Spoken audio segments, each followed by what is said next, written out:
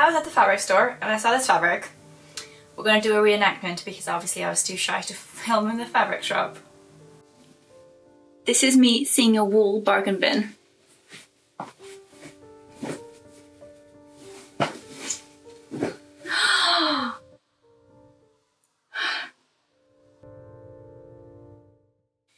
And then I find that exact same wool in the discounted section in a big bolt.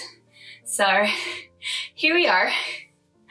Today we have 2 meters of this beautiful, beautiful 100% wool. I got 1 meter as a end of bolt discounted thing from the bargain bin for £10. And then I managed to find the same fabric on the bolt for £15 a meter. So I only got 1. Originally I thought maybe I could squeeze out a circle skirt out of 1 meter of the wool because I have nearly done that before. But I didn't want to risk making a skirt that was too short or too tight and then I wouldn't wear it. But today's goal is to make an aesthetic autumn walking skirt. In case you're new to my channel, welcome, I'm Kat. I make historically inspired stuff to wear today because modern fashion usually doesn't fit me right and it doesn't look right. So last year I made a woolen walking skirt for the first time. It was an 1890s inspired skirt drafted from a book called The Keystone Guide to Skirt and Jacket Cutting or something like that. I'll insert a link to it in the description box. While that skirt is very nice, it doesn't quite fit me the way I want to, and it's not autumny colours, it's more winter colours.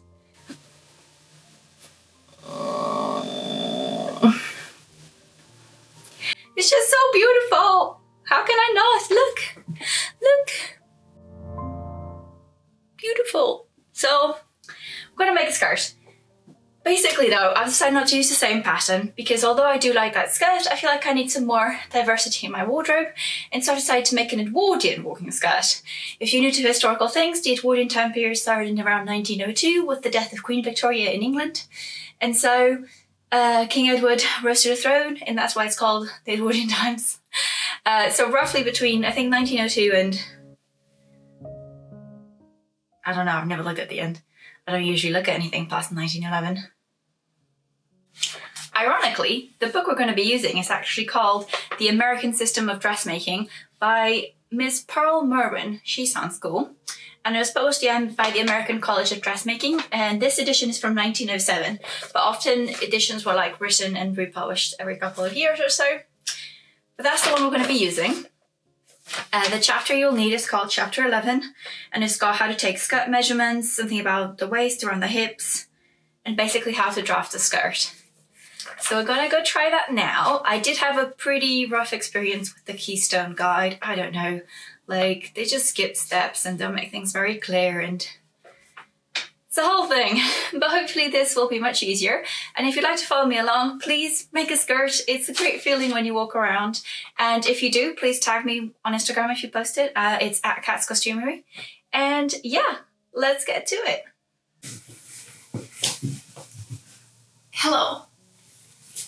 We're going to start drafting the skirt now. So in the intro, I hope I've given you the book instructions, but this is from chapter 11, how to draft a really basic 7 gore skirt.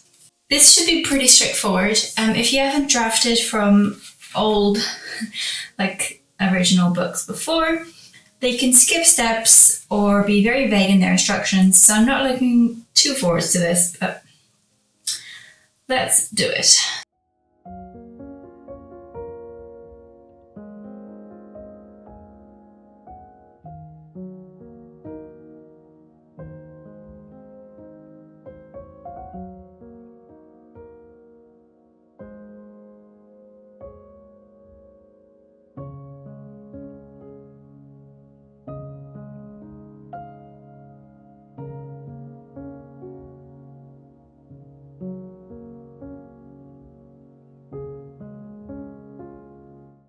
I've drafted my pattern and it's here.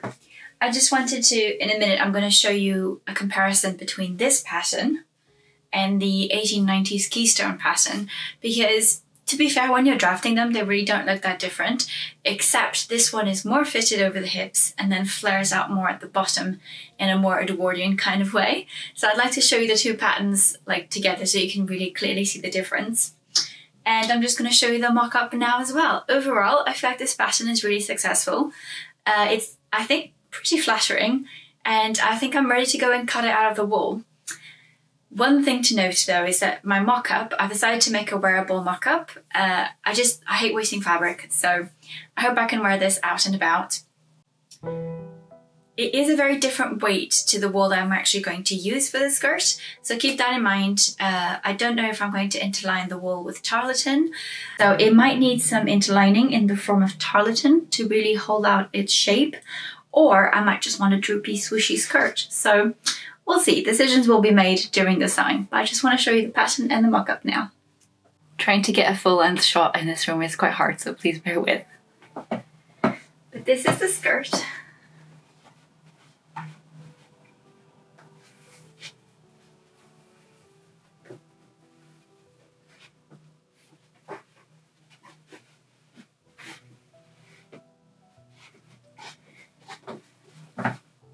I think it has really good swoosh, it has a pocket, it has a hem facing. I actually added a little bit of cording to the hem facing, which looks really cool. I talked a little bit more about it on my Instagram stories if you're interested. I do a lot of construction as it happens comments on there, so please give me a follow. It's Costumery on Instagram. And let's look at the pattern. Okay, so here we are. On the left hand side here we have the 1890s walking skirt drafted along the Keystone guidelines. It is the second full option. I think it's called the bell or something like that. If you wanted to fill a skirt, there's an option to add a fifth panel. And this is the Edwardian skirt from the book I mentioned. You can see the shape is very different. So this one's much more fitted across the hips and down to the knee. And then it flares out like this instead of a trumpet style. And the fourth panel is much thinner at the top, and actually just throughout much more similar to the 1890s than the other one. So this is more of a like fit and flare kind of fit. I think it works really well, and I think I'm excited for it. You can also see that I've made it much shorter. I'm not sure the wool is going to be as short as this mock-up one. I might make it slightly longer, but I want it to be very wearable, so. And finally, I just wanted to give you a quick review of the drafting manual for this skirt. I personally feel like it was a lot easier to follow than the Keystone. I had some issues with the Keystone. It took me forever to be able to draft it. This is super straightforward, very easy. The one thing I will comment is that they don't really tell you how to adapt the pattern to your dimensions, but there is a different book that I will link in the description box alongside with this as well. They are both free on archive.org. And this second book has a table of proportions depending on your hip size for how wide your panels should be at the hip. And then the waist, you just figure out how much you want it fitted, and if you want pleats at the back, and add those in. I found it very straightforward, very easy to draft, and I really like it. I highly recommend it. The book has a bunch of other chapters, and I think it has one more different skirt draft, but I didn't have enough fabric for that, so I didn't even try that one. Yeah, overall, very easy. And with these two resources together, I think you can draft a really nice skirt. Pretty straightforward. Let's get to cutting, I guess.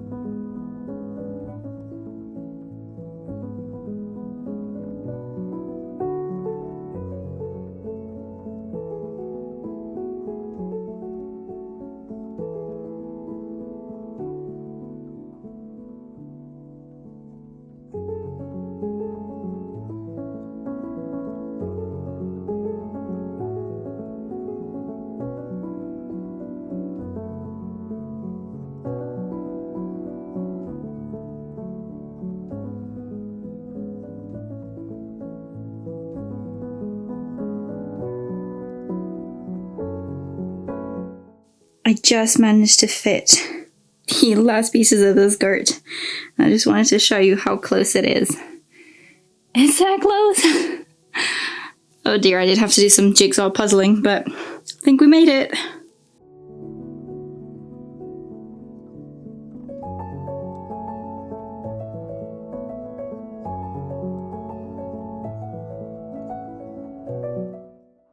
The next step was to interline the skirt panel pieces. This is when you join two bits of fabric together using large basting stitches. In this case, I was joining the tarlatan layers to their corresponding wool layers, wrong sides facing each other.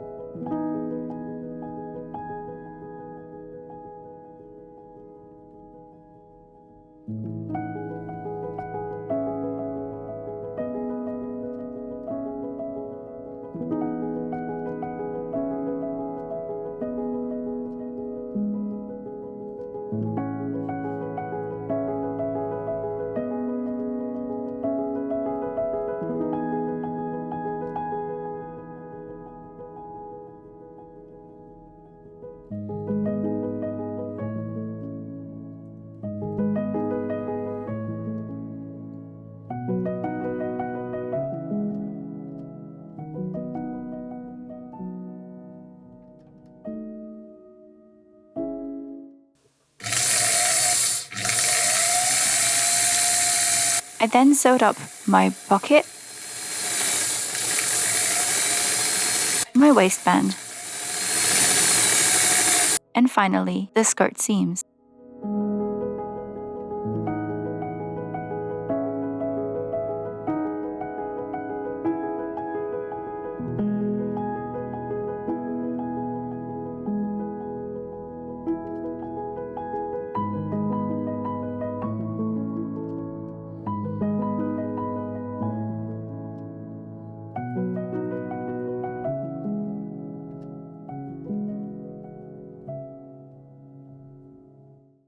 To finish the seams, I decided to flat fell them by hand. To do this, sew a normal seam and then press it open. Trim one side shorter to about 1/4 inch or even shorter if you're brave. Then press the seams to the same side, making sure that the longer seam allowance goes over the shorter one. Then sew it down by hand or by machine. At this point, I also added in the pocket by inserting it neatly into the gap left on the side seam and sewing it down by hand. As I sat here contemplating the work that I had ahead, which included what felt like 3 days of flat felling seams, but was actually only approximately 4 hours, I just started thinking about skirt construction, about the hours that it takes me to do this, and how often this skirt would have been worn, how often would it have been cleaned, how often would the hem be caught on the shoes or the pavement or, the dirt of the London streets in 1905. Those are the kind of things I like to think about. But to help me with a little bit more thoughts on the construction, I've brought this out. You might have seen me mention this book on the channel before. I quite like it. The book is called Authentic Victorian Dressmaking Techniques, and it was edited by Christina Harris.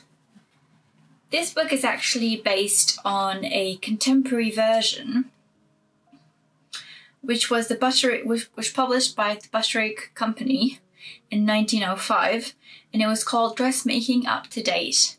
This is an edited version that has been compiled for this modern book, but if you wanted to access the original, it's actually freely available on archive.org, and I'll link it down below. I've actually found this very useful. It's a little bit misleading because it says Authentic Victorian Dressmaking Techniques, yet it's based on a publication from 1905, where it was the Edwardian period already. However, if you look into it, the construction methods don't really change for a long time. Things are made in the same way that they were before because those methods worked. And although the silhouette was slightly different, the essence of the outfits didn't change. You were still wearing the same kind of things, just cut slightly different. The construction methods themselves are pretty much the same. However, I am not following every single direction on here because, to be honest, a lot of them are very, very involved. I have taken a couple of their advices. For example, they mentioned skirt plackets, and that's exactly what I'm going to do now. So I guess that's the little segue from this little chat. If you want a little bit more information on how to make a placket, I do have a video just on that I would recommend seeing. Unfortunately, it is on black fabric, but hopefully what you see here and that video will help you make your own skirt placket. It's my favorite mode of closing skirts. I hate installing zippers, and plackets just work great for me. So I'm going to work on the placket now, then I'm going to do up the back seam and finish that one as well, and then probably do the waistband. So I'll come back to you in probably longer time than it should be.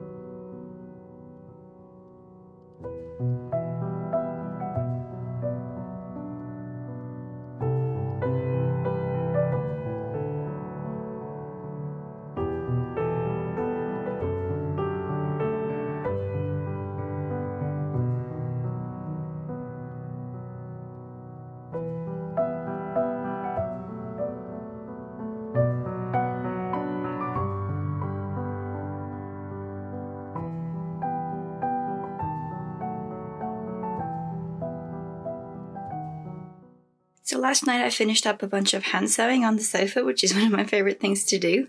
But the light in that room is really bad in the evening, so I didn't get to film any of it. But I just wanted to show you. So I turned the waistband over to the inside and sewed it down with a whip stitch. This is what I do for every single waistband. So if you want to see that progress, literally see any other video with the skirt. And then the other thing I did was, oh, there it goes.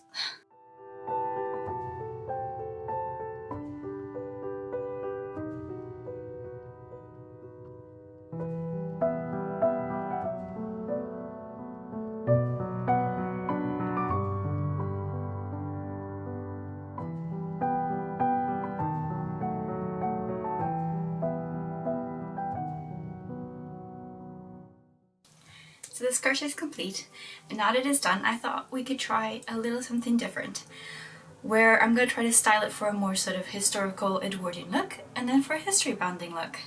So for the historical look, you will need one of these, and maybe even one of these.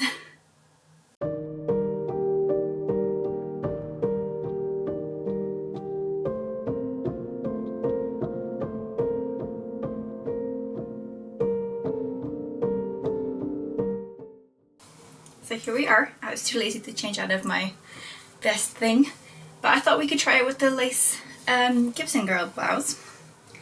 There is a video on the channel about making this if you're interested. It's a very old video now, but Let's see how this looks together.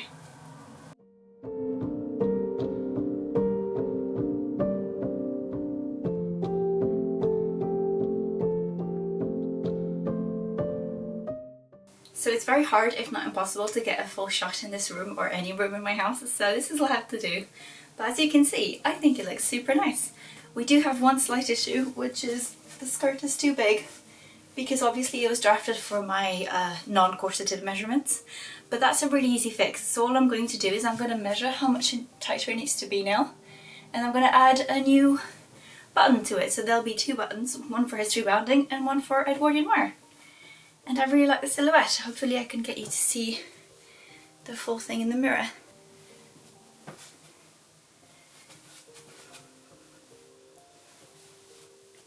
It's a very cute Edwardian look. But now, let's go try for a history bounding look.